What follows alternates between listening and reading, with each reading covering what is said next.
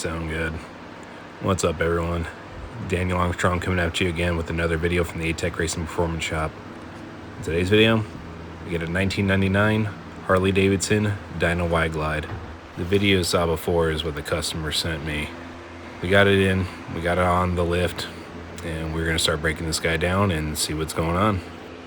First thing I'm going to do, I'm going to remove this seat. I'm going to get this tank lifted up. Now that I got the seat off, I got that put aside, and I'm using a dead blow hammer to lift the tank up. Next, I'm going to go ahead and start draining the primary and start moving the bolts for it. I'm going to leave a couple in here just to let it hang until it drains all the way. While it does that, I'm going to go ahead and jump over to the other side of the bike, and we're going to start removing the carburetor. First thing I'm going to do is go ahead and remove this cover. Now I got this guy pulled off, along with the filter. I'm going to put it aside. We're going to start removing the rest of the carb. Once I remove that plate, I'll have access to the breather hose. I'm going to go ahead and pull this off, and we're going to get over to the carb cables next. Now that's out of the way, first thing we got to do is come up to the handlebars, and we got to loosen these cables up. So we'll crack these guys loose and thread them in. After that, we're going to have some play. Should be able to lift up, pull your cables out.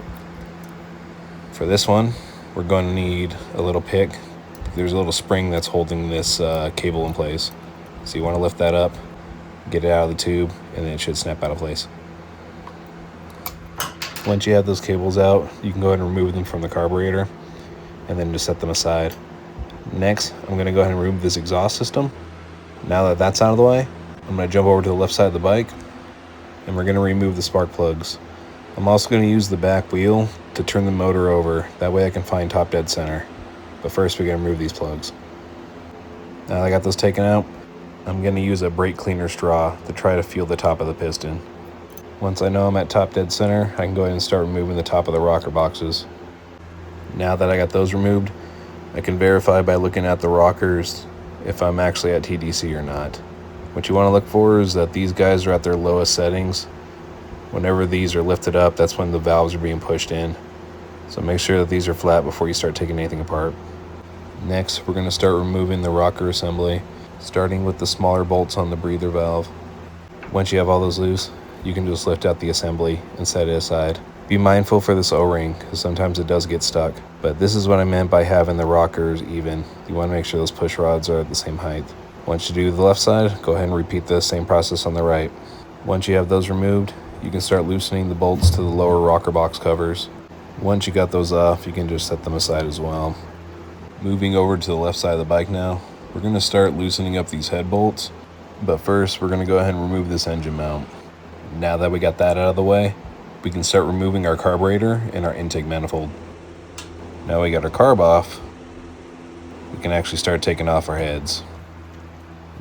Once you have all those bolts loosened up, you should just be able to lift it right up. Once you got this taken off, you can go ahead and set this aside. And we're going to do the same thing to the front cylinder as well.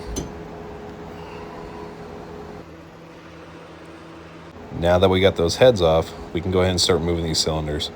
We're just going to slide these guys right up. Now that I got the pistons exposed and cleaned up, we can check for damage.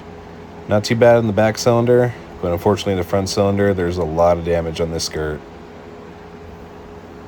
Looking at the back cylinder, the Nicosil looks fine on that cylinder, but the front cylinder definitely got taken out.